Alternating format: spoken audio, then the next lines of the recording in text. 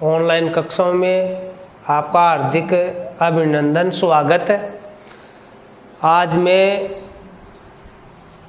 अनिवार्य हिंदी व्याकरण के अंतर्गत पद परिचय का टॉपिक और पद परिचय के अंतर्गत हम लिंग पढ़ेंगे। इससे पूर्व संज्ञा, सर्वनाम, विशेषण, क्रिया पढ़ चुके हैं। आज का अपना टॉपिक रहेगा लिंग। लिंग की परिभाषा लिखें। जिन संज्ञा शब्दों से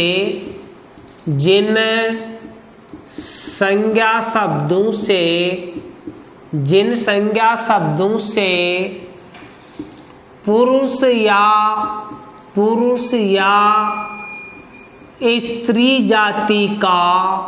स्त्री जाति का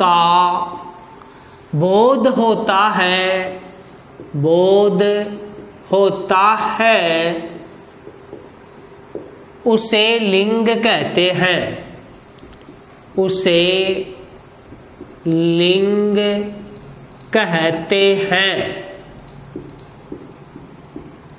जिन संज्ञा शब्दों से पुरुष या स्त्री जाति का बोध होता है उसे लिंग कहते हैं। हिंदी भाषा में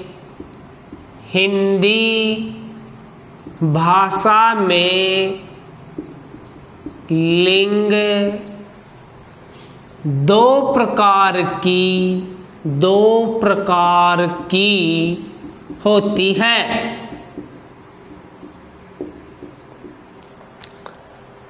अलग अलग भाषाओं में अलग अलग प्रकार हो सकते हैं। जैसे संस्कृत में लिंग है वो 3 होती हैं, पुल्लिंग, स्त्रीलिंग, नपुंसकलिंग।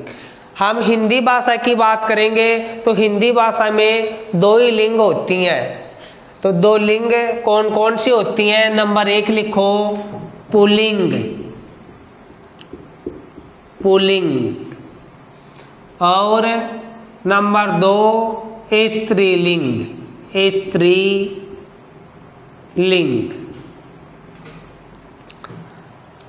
अब पुल्लिंग की परिभाषा लिखो। जिन संज्ञा शब्दों से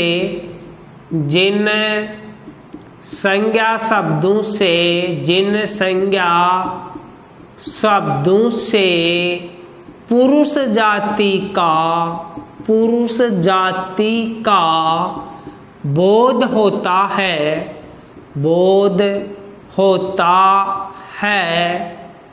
उसे पुल्लिंग कहते हैं।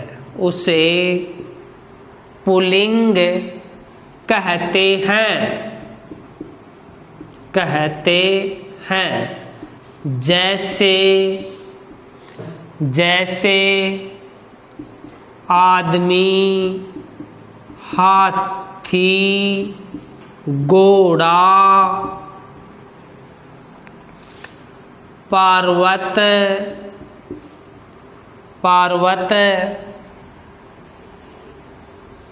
वृक्ष,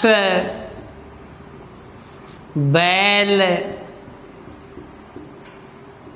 आदि। ये पुरुष जाति का बोध करवाने वाले शब्द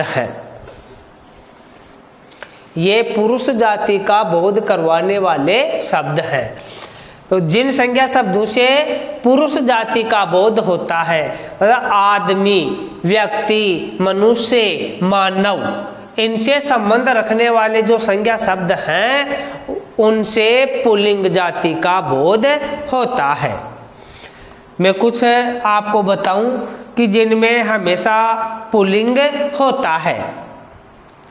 दिनों के वार, अपने दिनों के वार हैं वो पुल्लिंग में प्रयुक्त होते हैं। सोमवार, मंगलवार, बुधवार, गुरुवार, शुक्रवार, शनिवार, रविवार, ये सारे के आपको ध्यान रखना है कि दिनों के वार हैं वो पुल्लिंग में होते हैं। महीनों के नाम चैत्र, वैशाख, ज्येष्ठ, आषाढ़, तो ये पुल्लिंग में प्रयुक्त होते हैं। जनवरी, फरवरी है वो भी पुल्लिंग में प्रयुक्त होते हैं। द्रव्य पदार्थों में रक्त, घी, पेट्रोल, डीजल, ये पुल्लिंग में। धातु में सोना, पीतल, लोहा, तांबा, मतलब धातुओं के नाम पुल्लिंग में प्रयुक्त होते हैं, लेकिन चांदी जो धातु है वह पुल्लिंग में प्रयुक्त न हो करके स्त्रीलिंग में प्रयुक्त होती है। प्राणी जगत में कौवा, मेंढक, खरगोश, भेड़िया, उल्लू आदि। पर्वतों में जो पर्वतों के नाम है, अरावली पर्वत है, विंध्याचल पर्वत है, कैलाश पर्वत है, ये पुल्लिंग में प्रयुक्त होते हैं। अनाजों के नाम, जो अनाज हैं उनके नाम पुल्लिंग में प्रयुक्त होते हैं। गेहूं, बाजरा, चावल, मूंग आदि पुल्लिंग में। लेकिन देखो इसमें मक्का, ज्वार, अरहर, रागी ये स्त्रीलिंग में आएंगे। ग्रहों के नाम पुल्लिंग में आते हैं। रवि, चंद्र, सूर्य, मंगल, शनि, बृहस्पति। ग्रहों के नाम पुल्लिंग में प्रयुक्त होते हैं, लेकिन अपवाद स्वरूप पृथ्वी ग्रह हैं उनकी श्रेणी में आती है, लेकिन पृथ्वी स्त्रीलिंग में प्रयुक्त होती है ना। ये कुछ अपवाद होते हैं। शरीर के अंग, अपने मानव शरीर के अंग हैं वो पुल्लिंग में पैर, पेट, गला, मस्तक, अंगूठा, हृदय, सिर, हाथ, दांत, होठ, कंधा, वक्ष, बाल, कान। और वर्णमाला के अक्षर, वर्णमाला के अक्षर है ना, अपने वर्णमाला है ए, आ, ई, है ना। तो इसमें देखो ई, ए, आई को छोड़कर, ए, आई को छोड़कर शेष जो वर्णमाला के स्वर है ना वो पुल्लिंग में प्रयुक्त होते हैं। समुद्रों के नाम हैं वो पुल्लिंग में प्रयुक्त होते हैं। हिंद महासागर है, प्रशांत महासागर है, अरब सागर है, भूमध्य सागर है। और समुदायवाचक शब्द होते हैं ना वो भी पुल्लिंग में होते हैं, जैसे समाज, दल, संघ, तो ये पुल्लिंग में प्रयुक्त होते हैं। अब बात करेंगे स्त्रीलिंग की। तो स्त्रीलिंग की परिभाषा लिखे आप। स्त्रीलिंग जिन संज्ञा शब्दों से, जिन संज्ञा शब्दों से, जिन संज्ञा शब्दों से स्त्री जाति का बोध होता है, उसे स्त्रीलिंग कहते हैं। जिन संज्ञा शब्दों से स्त्री जाति का बोध होता है उसे स्त्रीलिंग कहते हैं। जैसे लड़की, औरत, नदी,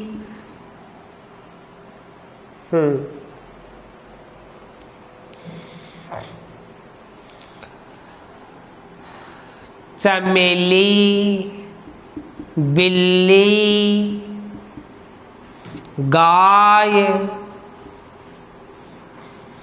हिरण आदि बहुत सारे हैं। इनसे मिलते जुलते अपन शब्द मिला सकते हैं कि जिनसे स्त्री जाति का बोध होता है। अब देखो इस स्त्रीलिंग के अंतर्गत और कौन कौन से ऐसे नाम हैं जो स्त्रीलिंग का बोध करवाते हैं, तो सुनना।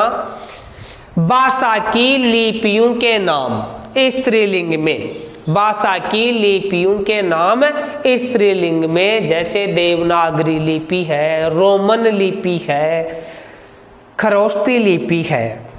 नदियों के नाम है वो स्त्रीलिंग में गंगा, जमुना, सरस्वती, भाषाओं के नाम हिंदी, संस्कृत, अंग्रेजी, राजस्थानी, गुजराती, ये स्त्रीलिंग में आते हैं। तिथियों के नाम, जो तिथि है ना अपने भाई, दूहन, द्वितीया, तृतीया, चतुर्थी, पंचमी, षष्टमी, सप्तमी, अष्टमी, नवमी, एकादश, द्वादश, इस प्रकार तिथियों के नाम है वो स्त्रीलिंग में। बेल, जो लता होती है ना, बेल के नाम चमेली की बेल है, और जूही की बेल है, मल्लिका की बेल है, ये स्त्रीलिंग में। अब प्राणियों के अंतर्गत बात करें, जो प्राणी जगत है उसमें कौन कौन से प्राणी है वो स्त्रीलिंग में प्रयुक्त होते हैं। कोयल, चील, मैना, मछली, गिलहरी, छिपकली, मक्खी, ये स्त्रीलिंग में प्रयुक्त होते हैं। अब देखो, प्राणियों में ध्यान देना विद्यार्थियों, प्राणियों में कुछ नाम ऐसे होते हैं कि वो केवल स्त्रीलिंग में ही बोले जाते हैं, कुछ नाम ऐसे होते हैं वो केवल पुल्लिंग में ही बोले जाते हैं। जैसे उदाहरण के लिए कौवा, तो हम कौवा ही बोलते हैं, कोवी नहीं बोलते। मछली, तो मछली बोलते हैं, उसका पुल्लिंग के लिए मछला शब्द का प्रयोग नहीं करते। तो ध्यान देना विद्यार्थियों कि जिन प्राणियों के नाम एक ही लिंग में प्रयुक्त होते हैं और उनका यदि लिंग परिवर्तन करना हो तो नर और मादा शब्दों का प्रयोग करते हैं। लिंग परिवर्तन के लिए नर और मादा, मतलब पुल्लिंग बनाना है आपको तो मादा जोड़ देंगे, और स्त्रीलिंग है और स्त्रीलिंग से क्या करना है आपको, पुल्लिंग बनाना, तो नर जोड़ देंगे। तो नर और मादा लगा करके पुल्लिंग और स्त्रीलिंग बनाते हैं। कब आती है ये दिक्कत, कि जब किसी प्राणी जगत में कोई स्त्रीलिंग में प्रयुक्त हो और उसका पुल्लिंग बनाना हो। तो ये आपको ध्यान में रखने वाली बात है। तो ये आपके कोर्स में लिंग, तो लिंग के संदर्भ में आप समझ चुके हैं। अब अपना अगला पॉइंट रहेगा वचन। पॉइंट डाले वचन।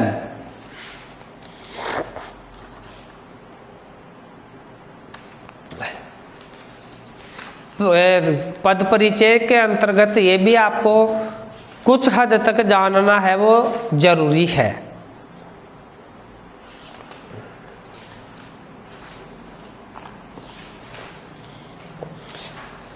हाँ, लिखे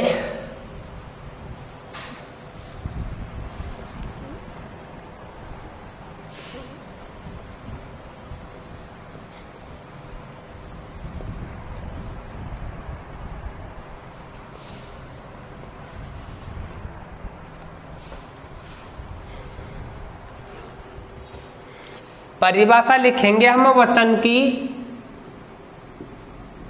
वचन की, जिन संज्ञा शब्दों से, जिन संज्ञा शब्दों से, जिन संज्ञा शब्दों से संख्या का ज्ञान होता है, संख्या का ज्ञान होता है, ज्ञान होता है, उसे वचन कहते हैं, उसे वचन कहते हैं। संख्या का ज्ञान होता है उसे क्या कहते हैं भी, वचन कहते हैं। भाई इस शब्द में है वो संख्या कितनी है, तो ऐसे संज्ञा शब्द जो संख्या का बोध करवाते हो उसे क्या कहते हैं, वचन कहते हैं। अब लिखो आप हिंदी में, हिंदी में वचन दो प्रकार के होते हैं। हिंदी में वचन दो प्रकार के होते हैं। दो प्रकार के होते हैं। दो प्रकार सुनना, कौन कौन से? एक वचन और बहुवचन। दो प्रकारों में नंबर एक है एक वचन और दूसरा है बहुवचन। बहुवचन संस्कृत में 3 वचन होते हैं, एक वचन, द्विवचन, बहुवचन। लेकिन हिंदी में हम एक संख्या का बोध कराने वाले शब्दों को एक वचन कहेंगे और एक से दो या दो से अधिक संख्याओं का बोध कराने वाले संज्ञा शब्दों को बहुवचन कहेंगे। चाहे वो 3 का बोध कराएं, चाहे 100 का, चाहे 1000 का, कितने का ही करवाएं। तो लिखो परिभाषा, एक वचन की परिभाषा लिखे आप।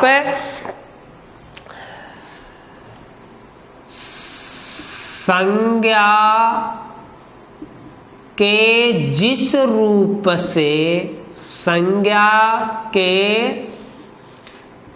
जिस रूप से एक संख्या का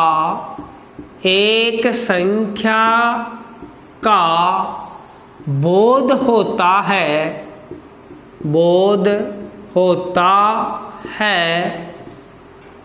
उसे एक वचन कहते हैं। उसे एक वचन कहते हैं। उसे एक वचन कहते हैं। उतारे परिभाषा, संज्ञा के जिस रूप से एक संख्या का बोध होता है उसे एक वचन कहते हैं। जैसे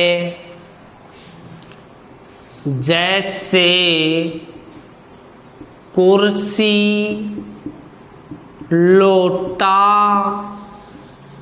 पुस्तक, मेज, चारपाई, पुस्तक, नदी, तालाब,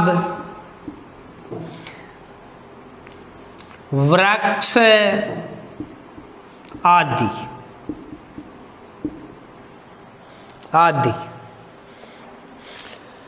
लिखें आप।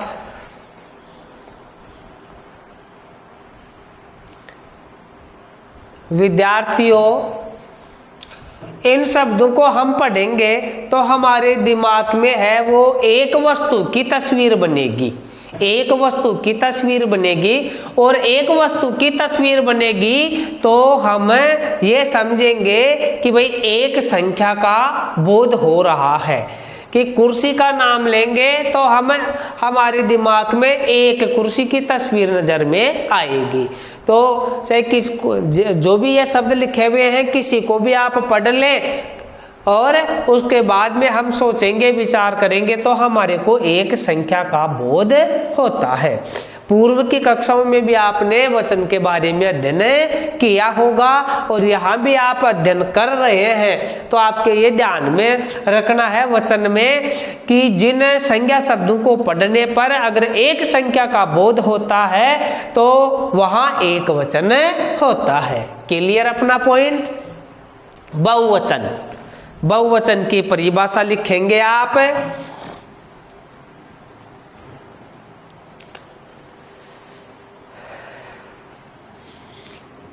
जिन, पहले लिख दो पॉइंट, बहुवचन, बहुवचन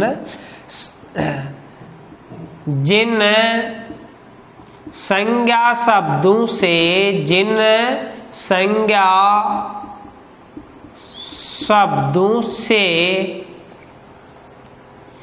शब्दों से दो या इससे अधिक, दो या इससे अधिक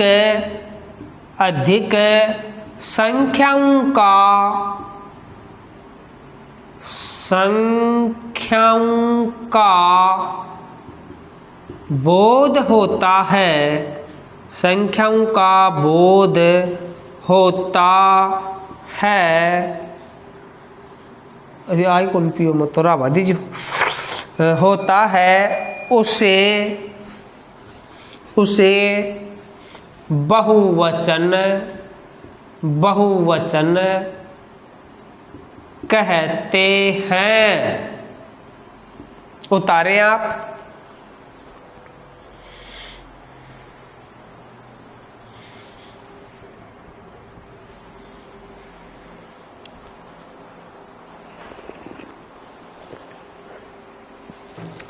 परिभाषा एक बार फिर से सुनना। जिन संज्ञा शब्दों से दो या इससे अधिक संख्याओं का बोध होता है उसे बहुवचन कहते हैं।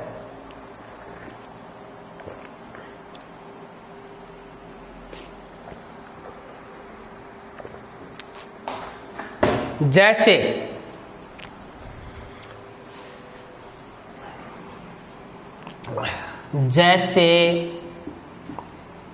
बालिकाएं,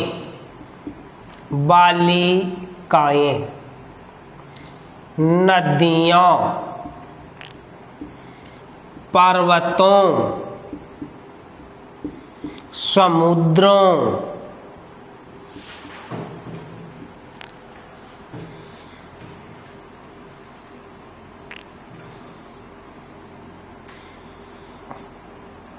झीलें,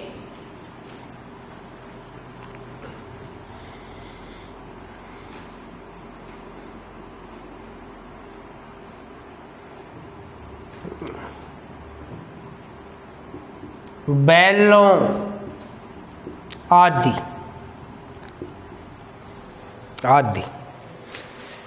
विद्यार्थियों, जब इन शब्दों को हम पढ़ेंगे, इनका भाव अर्थ ग्रहण करेंगे तो बालिकाएं, तो इसमें बहुत सारी बालिकाओं का ज्ञान होगा।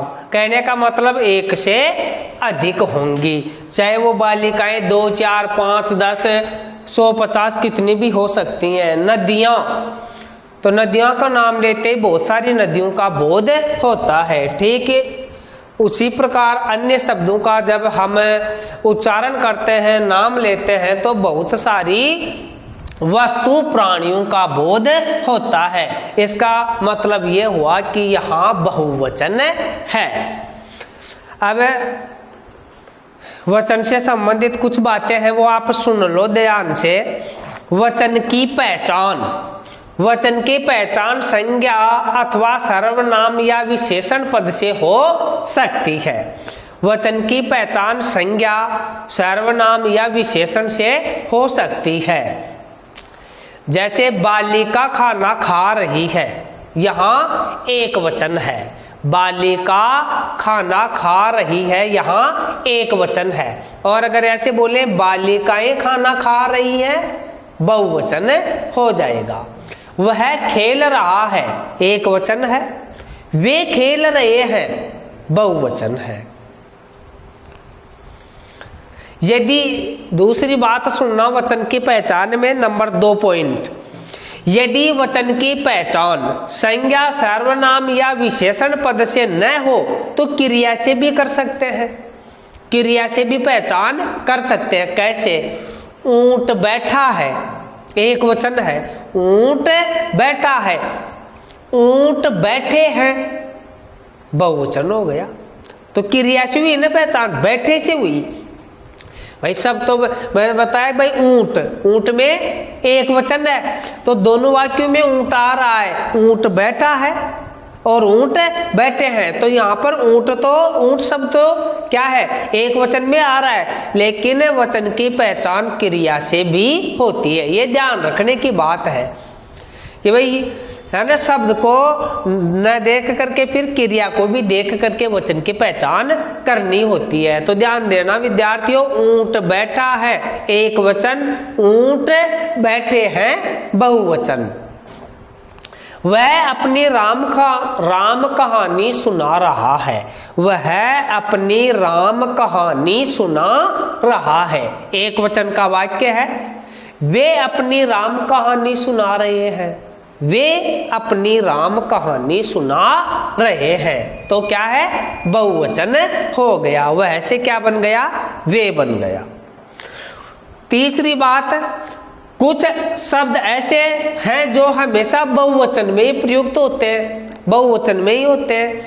जैसे ऐसे शब्द कौन से हैं, जैसे प्राण, होश, हस्ताक्षर। मैं ऊपर लिख देता हूं, विद्यार्थियों ध्यान देना, कुछ ऐसे शब्द होते हैं कि जो हमेशा बहुवचन में ही प्रयुक्त होते हैं। तो फिर उनकी एक वचन में कैसे पहचान करेंगे, ये तरीका मैं आपको समझा रहा हूं। तो पहले तो वे शब्द देखेंगे अपन कि जो हमेशा बहुवचन में ही प्रयुक्त होते हैं। जैसे प्राण, प्राण, हस्ताक्षर, हस्ताक्षर, और लोग, बाल दर्शन, लोग दर्शन आदि और भी होते हैं। तो ये हमेशा कौन से वचन में होते हैं, बहुवचन में ही होते हैं। कैसे, मेरे प्राण निकल रहे हैं, मेरे प्राण निकल रहे हैं, तो भी ये प्राण शब्द है वो प्रयुक्त हुआ है। और हमारे, है ना, हम सबके प्राण निकल गए, हम सबके प्राण निकल गए, तो हम सब में बहुवचन का वाक्य हो गया। वहां पर भी ये क्या रहा, अपना पूर्व रूप था उसी में रहा, और एक वचन में भी ये इसी प्रकार रहा। तो प्राण, ऐसी हालत में मेरे प्राण निकल जाएंगे। हस्ताक्षर है तो ये भी क्या है, वो बहुवचन में या एक वचन दोनों के लिए है ना, हमेशा इसी प्रकार प्रयुक्त होता है। भाई सभी के हस्ताक्षर करवाओ तो भी हस्ताक्षर बोलेंगे, हस्ताक्षर वगैरह नहीं करेंगे इसका। तो कुछ शब्द ऐसे होते हैं कि जो हमेशा क्या, एक ही रूप में रहते हैं, चाहे एक वचन हो और चाहे बहुवचन हो। ठीक है, अपना वचन का ये चैप्टर है वो कंप्लीट। इसके बाद में आप कारक पॉइंट डाले, कारक, क्योंकि आपका जितना छोटा चैप्टर है उस भाई आपके जितना चलने वाला है ना उतना ही पढ़ाएंगे। कारक, कारक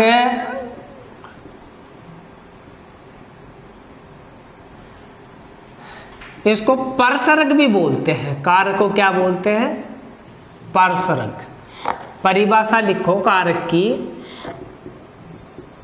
विद्यार्थी आप पूर्व की कक्षा में पढ़ चुके हैं, लेकिन फिर भी मैं आपको थोड़ा सा और बता दूं। संज्ञा या सर्वनाम,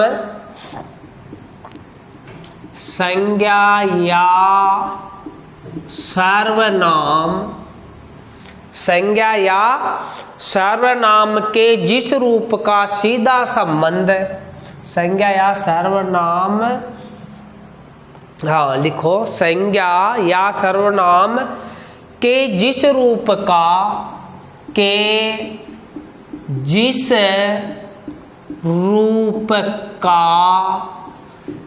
सीधा संबंध, सीधा संबंध क्रिया से होता है, सीधा संबंध क्रिया से होता है, उसे कारक कहते हैं, उसे कारक कहते हैं, उसे कारक कहते हैं। संस्कृत में इनको विभक्तियां बोलते हैं। संस्कृत भाषा में क्या बोलते हैं कारक को, विभक्तियां बोलते हैं। अब आप एक सारणी बना लीजिए, आपके याद रहेंगे। क्रम संख्या, कारक का नाम, कारक का नाम, कारक, कारक के चिन्ह लिखे आप फटाफट।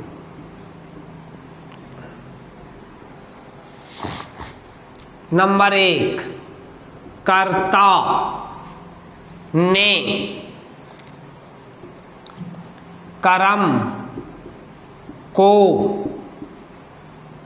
करण, से द्वारा, से द्वारा,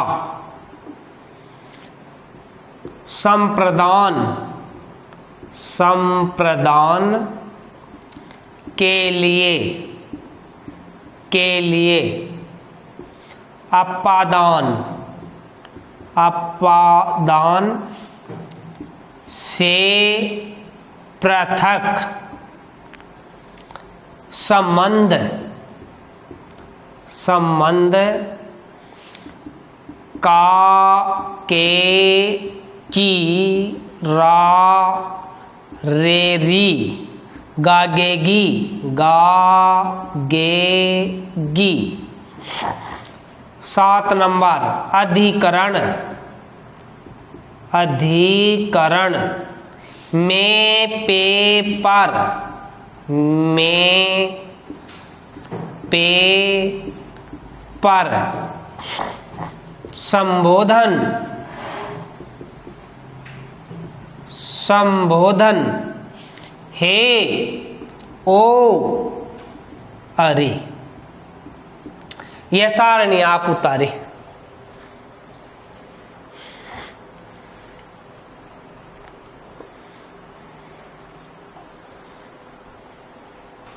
फटाफट उतार ले।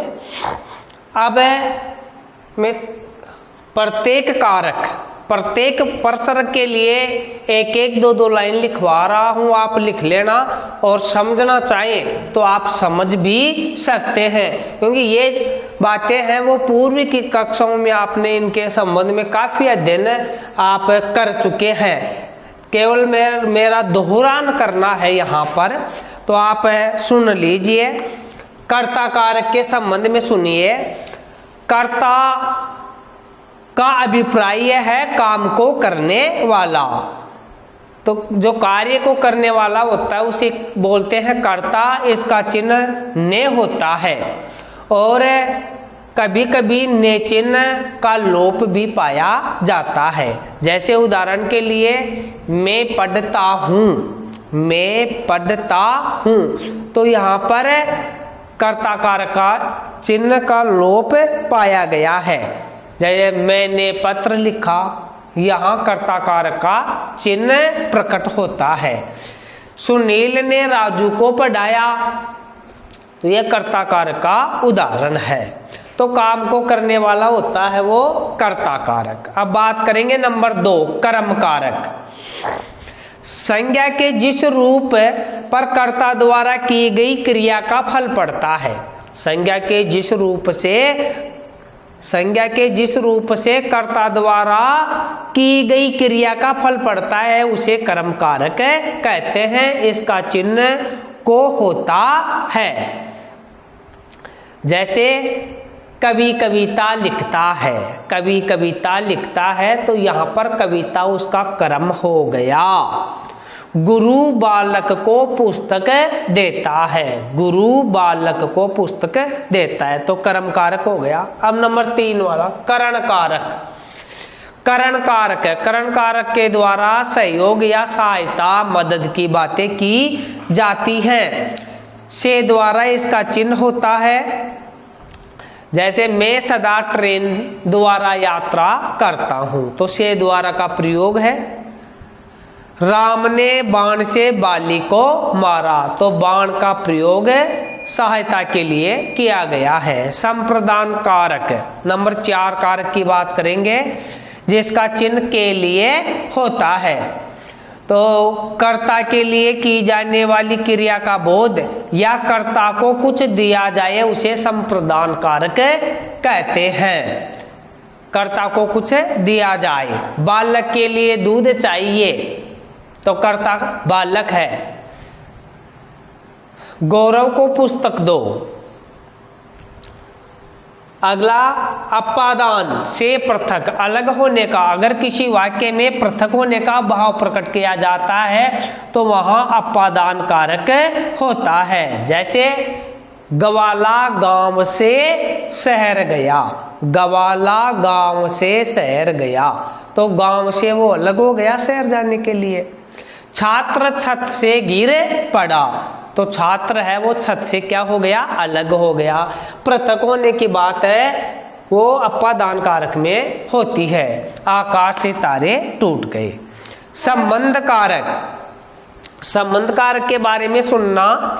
संज्ञा या सर्वनाम से जहां किसी संज्ञा का संबंध प्रकट हो वहां संबंध कारक होता है, अर्थात शब्द का वह रूप जो एक संज्ञा शब्द का दूसरे संज्ञा शब्द से संबंध बताए उसे संबंध कारक कहते हैं। जैसे शोभन लक्ष्मण का भाई है, यही मेरा घर है, सानू की पेंसिल मेरे पास है। इसके बाद में अगला है अधिकरण कारक, में पेपर अंदर होने का भाव व्यक्त करने वाला। इसके बारे में सुनो। संज्ञा या सर्वनाम के जिस रूप से क्रिया के आधार या काल का बोध होता है वह अधिकरण कारक कहलाता है। जैसे थैले में फल है, बच्चों छत पर खेलो, मेरा भाई कार्यालय में है, में पेपर का भाव व्यक्त हो रहा है। अंतिम है संबोधन कारक, जिन शब्दों से किसी के पुकारने, बुलाने या सचेत करने का बोध हो उसे संबोधन कारक कहते हैं। संबोधन कारक का कोई परसद या विभक्ति चिन्ह नहीं होता है, तो इसको पुकारने, बुलाने या सचेत करने का ज्ञान होता है। जैसे अरे भाई इधर आना, संबोधन कर रहे हैं। अजी सुनते हो, हे भगवान हमारी रक्षा करे, तो इस प्रकार इसमें पुकार करने वाली बात होती है।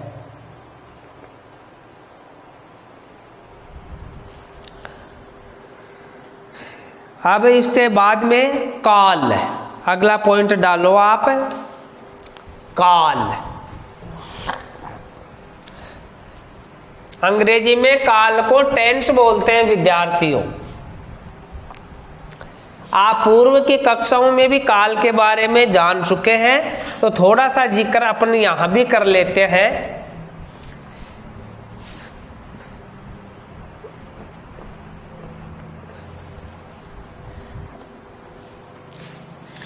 काल, अंग्रेजी में इसको टेंस बोलते हैं, और काल का अर्थ क्या होता है, समय। काल का अर्थ क्या होता है, समय, जिसको आप क्या बोलते हैं, टाइम बोलते हैं। क्या बोलते हैं, टाइम। तो काल के बारे में आपको थोड़ा सा मैं बता दूं।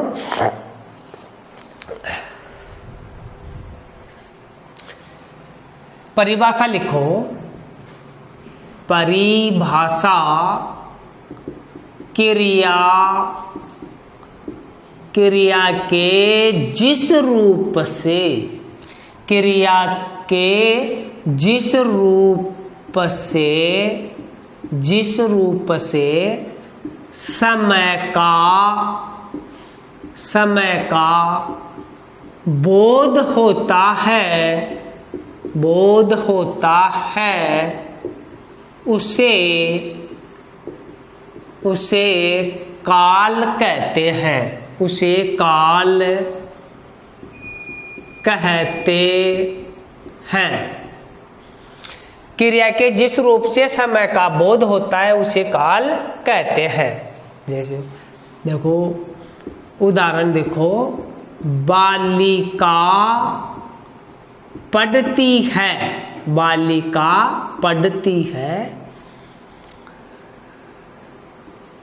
मामा जी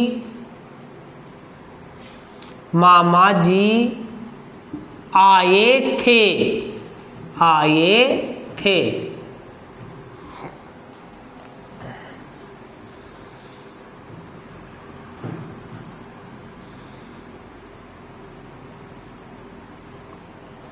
यहां देखो दोनों वाक्य दिए हुए हैं, इनमें ये क्रिया ये बता, बालिका पढ़ती है, इसका मतलब बालिका पढ़ती है वर्तमान काल, मामा जी आए थे, इसका मतलब भूतकाल बीते हुए समय की बात हो रही है। तो काल की पहचान हम कैसे करेंगे कि क्रिया है ना, क्रिया वाक्य में क्रिया है, वो समय का बोध करवाती है कि यह समय जो वर्तमान में चल रहा है वह समय है, या बीता हुआ समय है, या आने वाला समय है। तो अपनी परिभाषा क्लियर हो गई कि क्रिया के जिस रूप से समय का बोध होता है उसे काल कहते हैं। और यह उदाहरण है, बालिका पढ़ती है वर्तमान काल, मामा जी आए थे भूतकाल। अब इनके बारे में हम पढ़ेंगे, भाई काल कितने होते हैं। लिखो, काल तीन प्रकार के, काल के तीन भेद हैं, ऐसे लिखो, काल के तीन भेद हैं। थोड़ा यहीं में समझा दूं, एक तो है भाई नंबर 1 वर्तमान काल, वर्तमान काल, और 2 नंबर है भूतकाल, भूतकाल, और नंबर 3 है भविष्यकाल, भविष्यकाल या भविष्यत काल, एक ही बात है। लिखे आप, अरे इनके भेद, काल के कितने भेद हैं? 3 भेद हैं।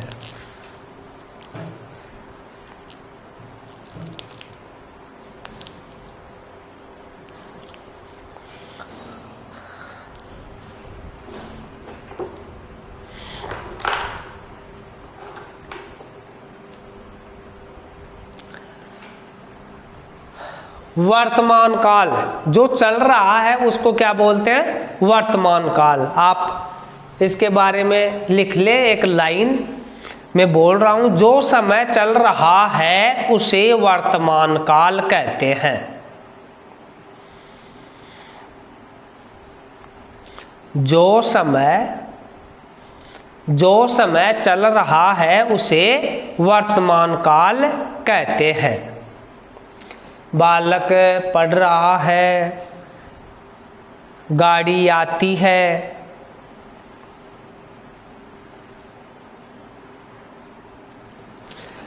अब देखो वर्तमान काल के भी 3 भेद हैं। केवल मैं आपको भेदों के नाम लिखा रहा हूं, आप समझ जाना भाई। वर्तमान काल की परिभाषा लिखा दी मैंने कि जो समय चल रहा है वह वर्तमान काल है। अब वर्तमान काल में एक तो सामान्य वर्तमान, सामान्य वर्तमान, सामान्य वर्तमान काल। दूसरा है इसमें संदिग्ध वर्तमान, संदिग्ध वर्तमान काल। केवल जानकारी करवा रहा हूं क्योंकि आप ये टॉपिक पूर्व की कक्षाओं में आप हल कर चुके हैं। अपूर्ण वर्तमान काल, ठीक है। अब बात करेंगे भूतकाल की कि भूतकाल कौन सा होता है। इसके बारे में मैं लाइन बोल रहा हूं, लिखना चाहिए, लिख सकते हैं। जो समय बीत चुका है उसे भूतकाल कहते हैं। जो समय बीत चुका है उसे भूतकाल कहते हैं, कि क्रिया के उस रूप को भूतकाल कहते हैं जिससे हो चुके कार्य व्यापार का बोध होता है। क्रिया के उस रूप को भूतकाल कहते हैं जिससे हो चुके कार्य व्यापार का बोध होता है। जैसे राधा खेली थी, राधा खेली थी, वर्षा हुई थी, हो चुका काम, ठीक है। अब इसमें देखो, एक तो है सामान्य भूत, सामान्य भूत। नंबर 2 है आसन भूत, आसन भूत। और नंबर 3 है पूर्ण भूत, पूर्ण भूत। और एक अपूर्ण भूतकाल, अपूर्ण भूतकाल, अपूर्ण भूतकाल।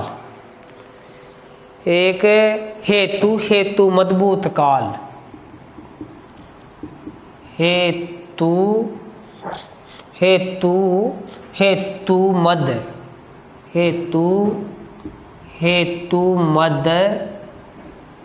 भूतकाल।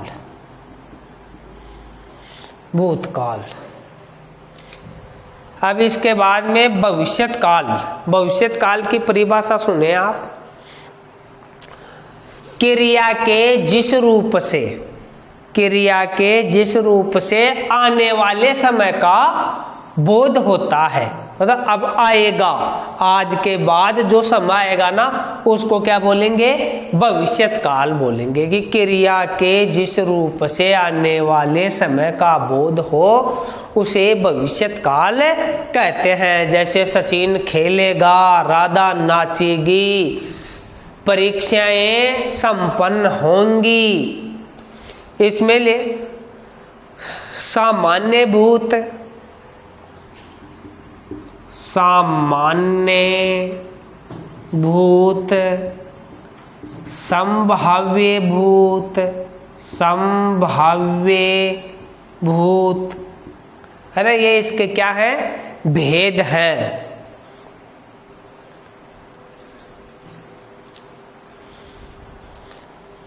लिखे आप, उतार ले।